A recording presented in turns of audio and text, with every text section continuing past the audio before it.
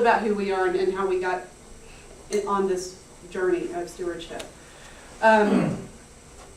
I grew up in a house where I was always fed and sheltered and clothed, and both my parents worked, good jobs, and there was not a lot of anxiety that the rent was going to be paid on time or the mortgage was going to be paid on time. We went to church every Sunday, really important part of my growing up. But my parents, for all they provided us, didn't model necessarily the best giving. Giving to the church was an obligation and was frankly a really small portion of their budget. And because of that, or in part because of that, I never grew up with a model of what it looked like to have people who thought it was really important to be generous givers. In fact, my first job out of college, I was a child abuse investigator and a foster care worker. And one of my jobs was to certify foster care homes. And I'll never forget, I was 21 years old, and part of what you do in a review of a foster care budget is a foster care home is you review the family's budget. And I reviewed this family's budget. He was a pastor, I think, or no, he wasn't. He worked for a company. She was a stay-at-home mom. They had a tiny little income, and they gave 10% of it away with a daughter who was about to be married and a son who was going to college. And I thought that was the stupidest thing I'd ever seen in my entire life. Why on earth would you give 10% away? I mean, I really could not wrap my head around this. My story is long and it goes on, and I won't make you listen to all of it. But I will say, you can kind of guess from the collar around my neck, I eventually got to seminary. And I knew that when I graduated from seminary, I'd be working in a great church and getting a lovely paycheck, and that I was going to be expected to give some of it back to the church as a pledge. I did a little bit of surveying of my friends. How much are you giving? How much are you giving? And I gave what I thought was the absolute bare minimum to get by without being made fun of, without having people go, oh my gosh, look how little she's giving. I gave, and it was a bill, just like my utility bill that I wrote off to the church. And stewardship time would roll around, and I would give a speech about how giving was important, and that was that. So about 2.5 years ago, someone suggested to me that I try out this conference put on by the Episcopal Network for Stewardship, TENS. I may encourage you to write that name down. We'll write it up here again later. TENS, the Episcopal Network for Stewardship. And I went. And I was so excited when I checked in because they gave me this notebook that was this big.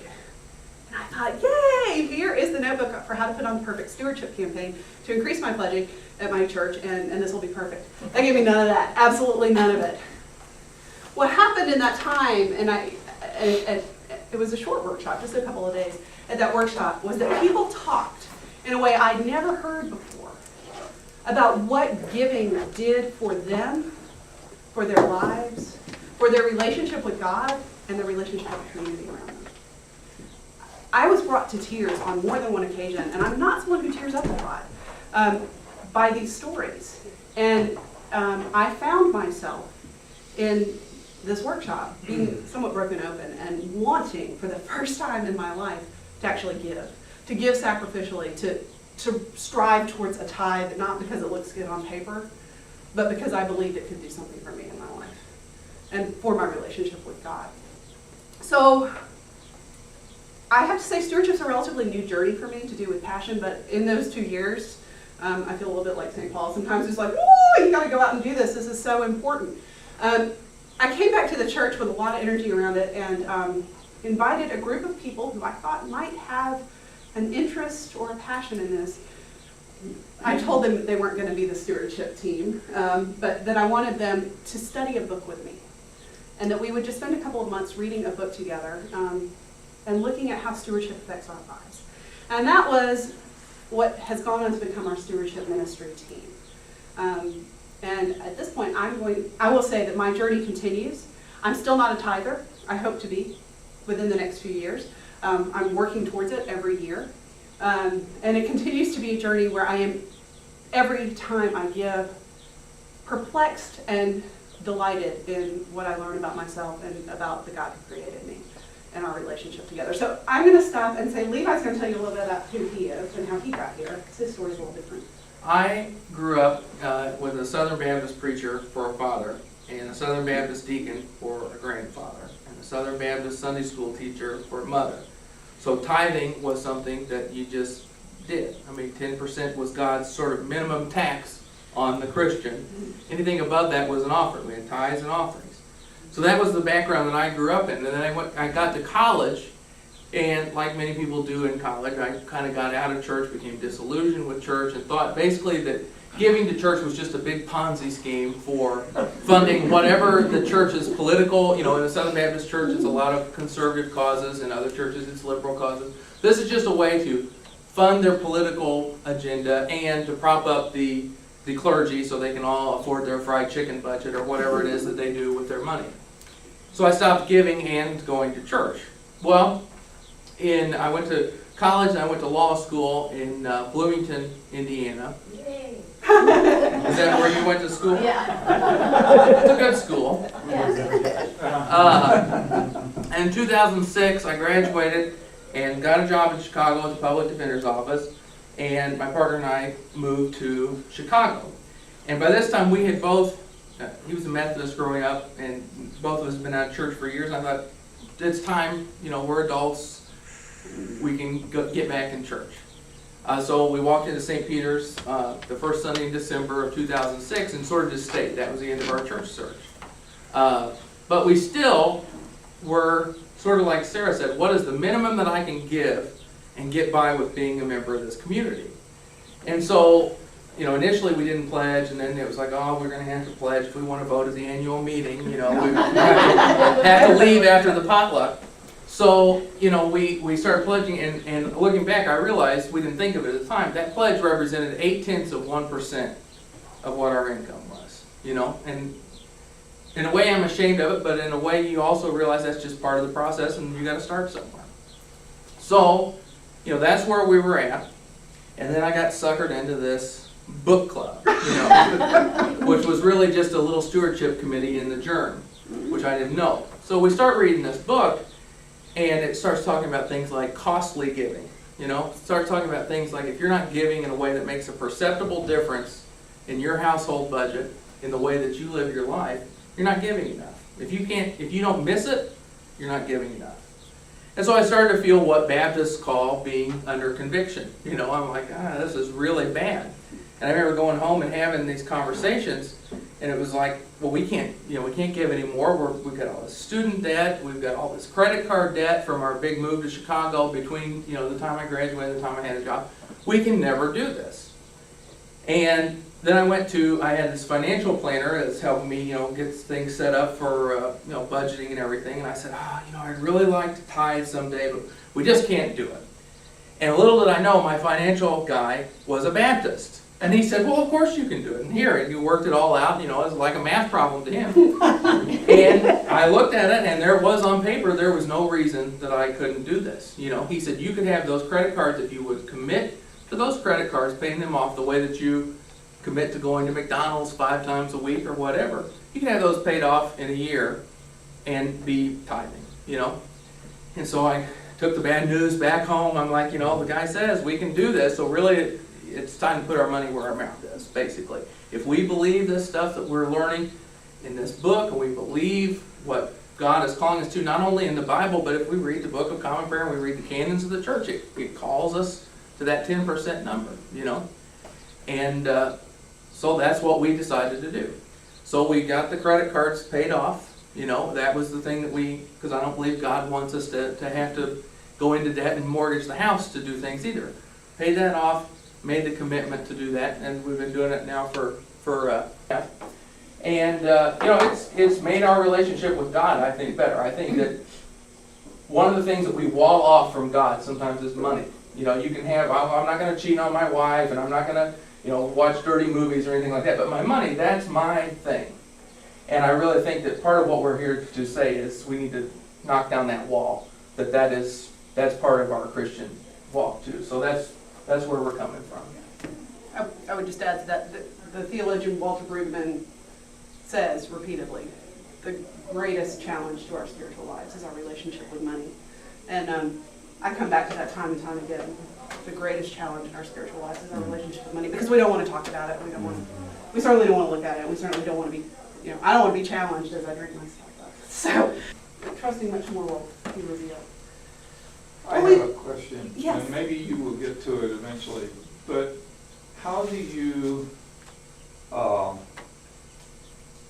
separate your church giving and your community giving and the Boy Scouts, Cub Scouts, all of the competition that the church is encountering today with, how do you roll that all into is that part of your pledge, or is that part of your tithing, or do you separate it? For me, I do.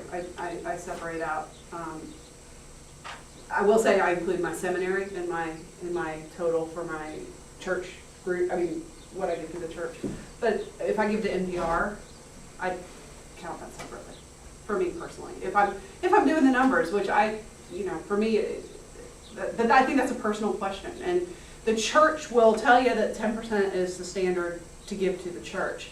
There's a fair amount of movement these days, I hear, and there's some folks that'll say give 5% to the church and 5% to others. So I think that's a question that has to be decided at a more personal level, and maybe, but I would encourage you to keep with the question. I mean, it's a good question.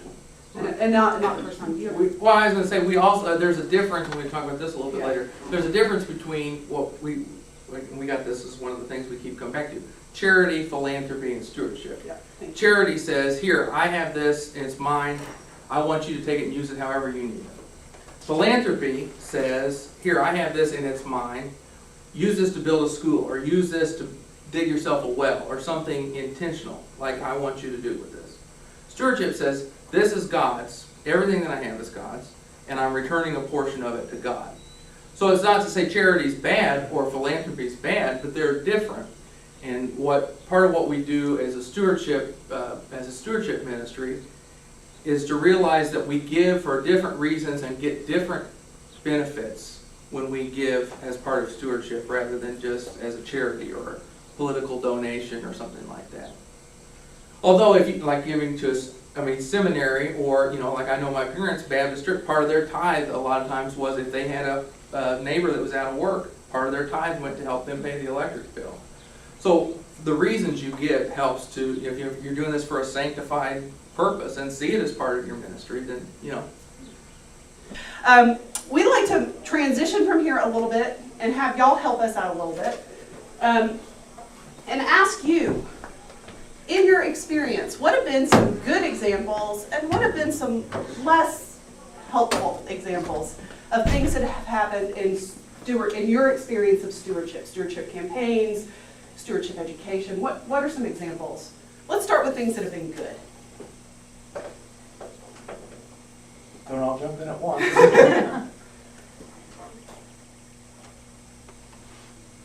Well, I think it's helped to build the church when you, as a church, are going through some difficult times and everything.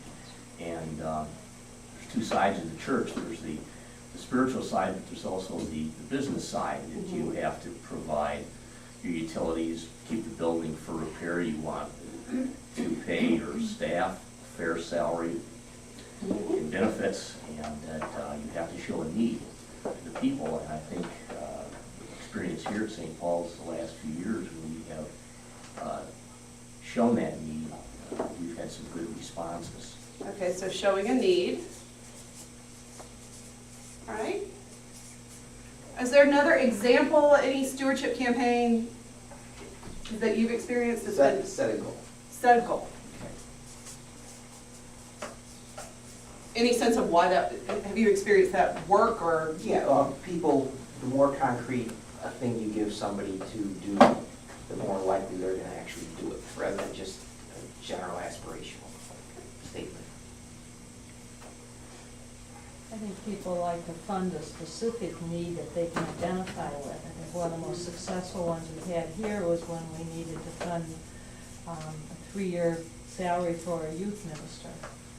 And we were overfunded for that one.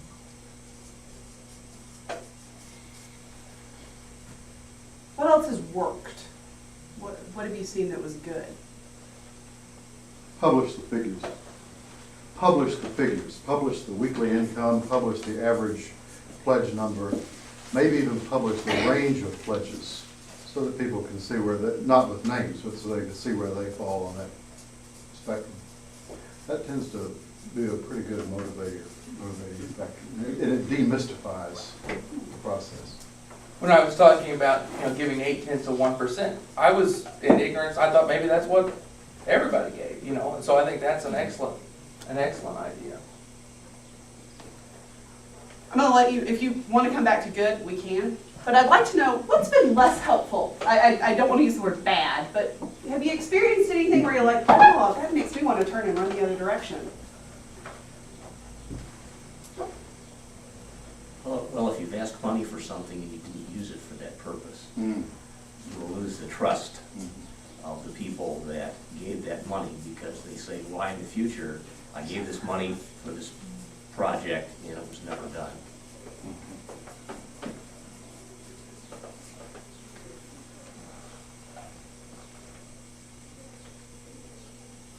Let me ask one last question.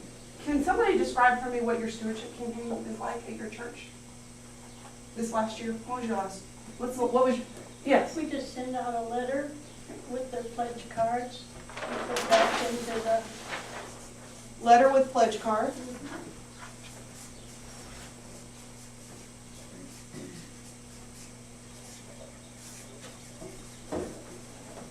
Anybody else have a different experience of a stewardship campaign? We get testimonials through the, I'm going to say the 4 to 5 weeks before we would say Pledge Sunday testimonials in front of the congregation. Also, we had some put out in our epistle. So like a written testimonial? Written plus verbal. Who does those? Lay people? Yes. Other examples, different things you've had in a stewardship campaign? We have called upon people before, face to face, met with them to discuss needs. Have you been one of the people doing that? I am. How is that experience? Last year it wasn't really beneficial to us. We met with, I think total maybe, and I don't know if the dean could help, but I thought it was I met maybe- with 9. I met with one, with Bernie. It didn't increase the pledges appreciably. Were you going to ask for money? Yes. Yes. I would say though, we also offered to people that if they wanted to discuss it with us during this campaign, we'd be glad to sit down with them.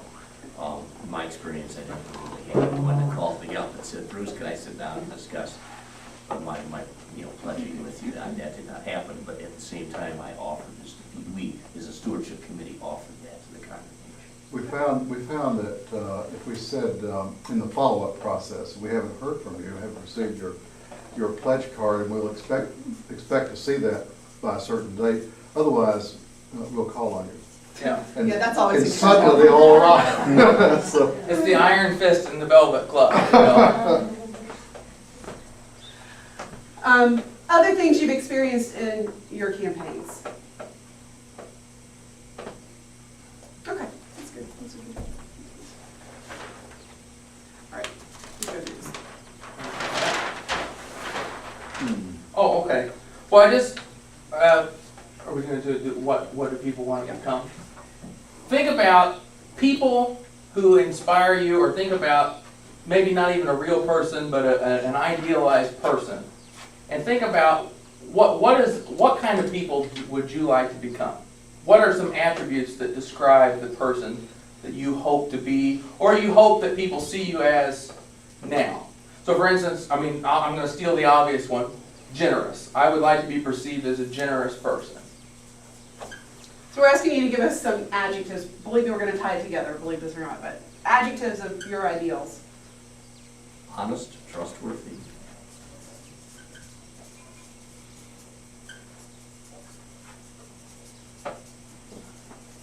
Compassionate.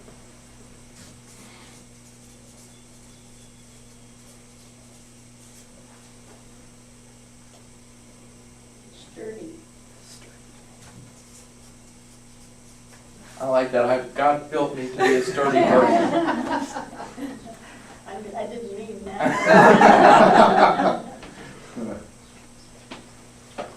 Somebody else?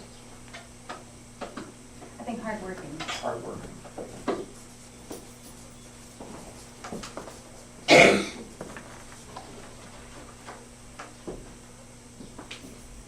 Try to portray the values of a true Christian.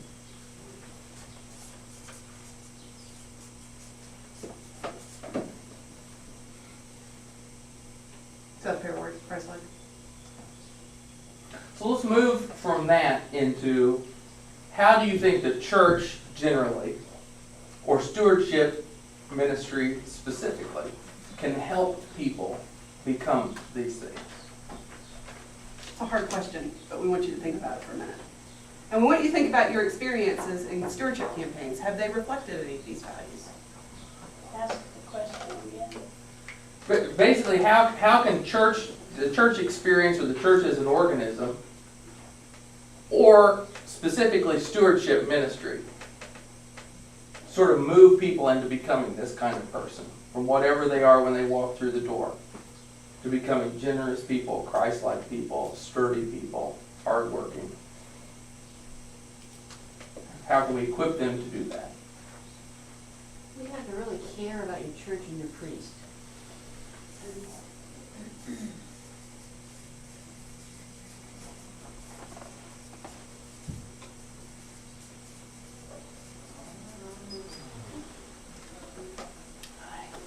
What are some other things you think might be helpful in a campaign? I think that's probably key. If you don't care about your church, you're certainly not going to want to invest in it, so to speak.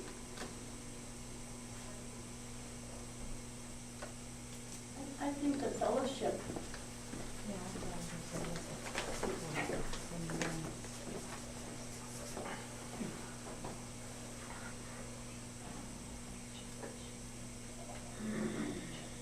Say the question again. How can church, church as an institution, or specifically a stewardship ministry, move people from wherever they are in their lives to becoming people who embody these? Give them something to do.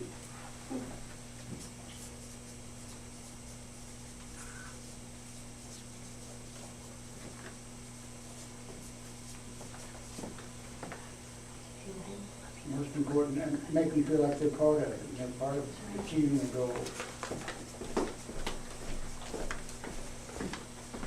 We're part of a church family. Mhm. We're a family here. We're a church family.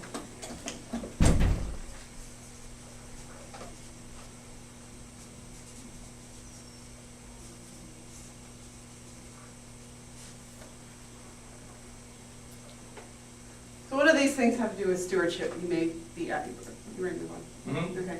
I think that sort of raises the question of, what does this have to do with stewardship? Well, the question of how to begin moving towards some of these things is found in a lot of this, and most of us, I think, have not been raised in traditions that are in, I think stewardship ministries have often failed to be holistic enough to recognize that fellowship, for example, teaches us a great deal about not only about hospitality, but about stewardship. I'll give you an example. I love this example because on Maundy Thursday every year at St. Peter's, we have an agape feast. After the liturgy after the Eucharist, we move into our parish hall. We have this huge agape feast that all the members of the parish bring. Somebody brings a bunch of grapes, and somebody brings some figs, and somebody brings some cheese. And like stone soup, it just somehow comes together into this magnificent feast. And when we talk about stewardship, we often will reference our agape feast as an example of what our community at its best, with all of us bringing, looks like. It is stewardship when we bring ourselves into not only the worship, but the worship that exists as part of our fellowship as well. Give them something to do. There's a phrase that I use all the time is money follows mission. If you're not clear why you're there, if you don't have a mission, people generally won't fund it. So you begin to look at what matters most what you most want to be and how you get there, and suddenly stewardship begins to come into light and into life through it. We're going to have a little bit of time and a little bit where you can actually think about your own church and how you might begin to play with the idea of stewardship in some new ways. I really want to encourage you to think about, as strange as it may seem, adjectives that matter to your life and to the life of your church, and how you might begin to move those out of the world realm into the example realm. I will tell you, at St. Peter's, radical hospitality is one of our hallmarks. And you see that in our coffee hour, you see that in our agape meal that I just described to you. You see that when somebody dies. Good Lord, you've never seen so much food and so many offers to do that. You see that. You see that when you come in the door. Most people will tell you they're greeted generously. That plays out in how we do our stewardship as well. And that our stewardship forms our radical welcome. Our radical welcome forms our stewardship. It becomes all part of a holistic piece. Should we pass out our information? Yeah, let's do that. So we're going to talk for a little bit. I'm going to let Levi take the lead here and talk a little bit about what we've been doing at St. Peter's. I want to stress, one size does not fit all. This works for us. I will say, can I throw the number out? Mm-hmm. That over the past 2 years, we've had a 29% increase in our pledges. Which in the middle of a recession, we're proud of that. We're not wealthy. We're still operating at a deficit, but we're upward trending. Has the membership stayed the same or have you increased? Ballpark. Huh? Oh, our numbers are up minimally, but they're nothing to. Not 29%. No, our numbers are not up 29%. In fact, we had several big givers who died. The numbers are in there, but our numbers for pledgers actually went down and our numbers went up. How large is your church? What is your congregation? 80 to 100 on a Sunday. So I want to talk about some of the things that we have done. And when I made this list for this presentation, I had forgotten that we even did some of these things. And at times, and I know any of you who've chaired stewardship campaigns or been part of them, it can feel like you're juggling about 30 balls and you got to keep them all in the air. If one of them falls out, you just think, oh my God, the church is going to fold next year. We're not going to have any pledges. Has anybody ever felt that way, or is it just me? No, it's not just. So I think that moving out of that fear is part of what this whole process is about. That you've got to become not the person who says the sky is falling. Even when you see that deficit, you got to be like Churchill or Queen Elizabeth going out there in the ruins and just defying, come what may, we're going to be here, is part of what leadership is about. So anyway, one of the things that we've done, we've already talked about it, we moved from a time when we had one stewardship chairman who basically was the stewardship program. Can I tell that story? Yes. I'll give you my down and dirty story of the bad stewardship campaign I did shortly after I got to St. Peter's. We had a committee of one, and there had been a history of this kind of fundraising. I'd never tried it. The stewardship time rolled around. Suddenly, programs have been trying to get off the ground. Our committee member was overwhelmed. We were trying to throw together a campaign like that, as fast as we could. So we did the $5 a week challenge. Could you give up your Starbucks or your Subway once a week and throw add $5 to your pledge a week, and increase your pledge by $20 a month? Was sort of our campaign, one of my first years at St. Peter's. And people did it. We probably brought another $2,000 that year in pledge dollars. I don't know the exact amount. The problem with what I did in that was, one, there's a level of shaming in it. That I've thrown away there's one of our cups over there. There's several Starbucks cups in this room. One, I love my Starbucks, so please don't ask me to get rid of it. Sometimes I've heard these campaigns directed at, if you young people would just give up your Starbucks. There's a pejorative tone into it, and sort of the idea that if you were just doing more, we wouldn't be in this situation. And that is problematic. The second thing that I find problematic with this is that it's nothing at all about what it's going to do for your life. Why would it make any difference for me to give up that cup of Starbucks and give it to the church, give it to God? There's no relationship to what giving has to do with what you receive. This goes back to Thanksgiving, and that there's joy in giving, that there's worth in that. And Levi keeps reminding me of this, so I'm going to steal your line. The third is this flat tax. So I can actually probably give up $5 a week, $20 a month. I could probably throw another $20 in the plate every month and not feel it too badly. There are people in my parish for whom that would be an extreme thing to ask, and it would be an incredible hardship. And there's some of the most generous givers we already have, and it would be a huge thing for them to do, and other people who would not even notice. So what are we calling people to? Are we calling people to give till it hurts, or are we calling people to examine the role of money and their relationship with God? Give till it helps. Give till it hurts. Right. So to take away the idea of, and the last thing I'll add is that some of what came out in some of these early campaigns of if you just gave this much more was the notion that we were a sinking ship.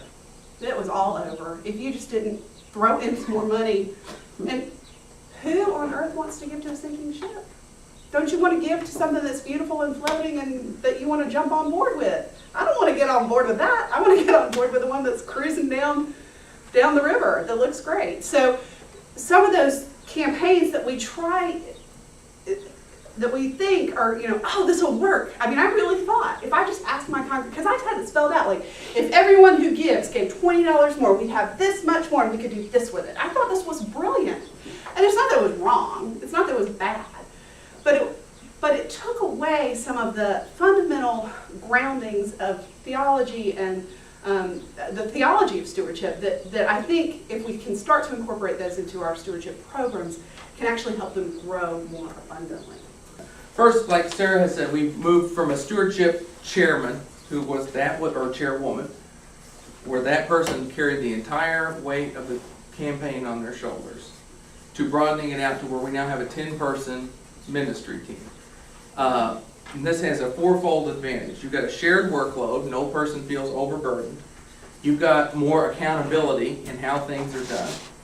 You've got inspiration because you've got 10 minds and 10 sets of experiences around the table when you're coming up with some of this stuff. And then there's a legitimacy to it that, you've got people from different age groups, different income levels, different walks of life. So it's a broad cross-section of the church that when you come out and you ask people to give or you present something, has a little more legitimacy. I know I said that already, but then one person coming out and saying, okay, this is time to give, get out your checkbooks. Plus it's just a lot of fun. We have regular stewardship meetings. So rather than just getting up to September or October and saying, oh gosh, it's time again, let's throw something together, we meet once a month. Sometimes twice a month if we've got something going on. And we have changed our meetings from just coming together with an agenda, or sometimes, the worst meetings are the ones with no agenda, you're going to be there forever. We start with a devotion and a meal. We sit down, we break bread together, and as we're eating, we read a passage of Scripture, we talk about it, and the eating and the Scripture probably goes on for 15 or 20 minutes. And we pray. We say a prayer. It's nothing fancy. We don't break out our Book of Common Prayer. We just freestyle it like the Baptists do. And then we begin our meeting. But beginning that sort of orients us to what we're there for. And it helps, nourish your body as well. You're a lot more in the mood, I think, to do business when you're not hungry and mean. You'll hear a recurring theme, St. Peter's, we like to eat. We like to eat.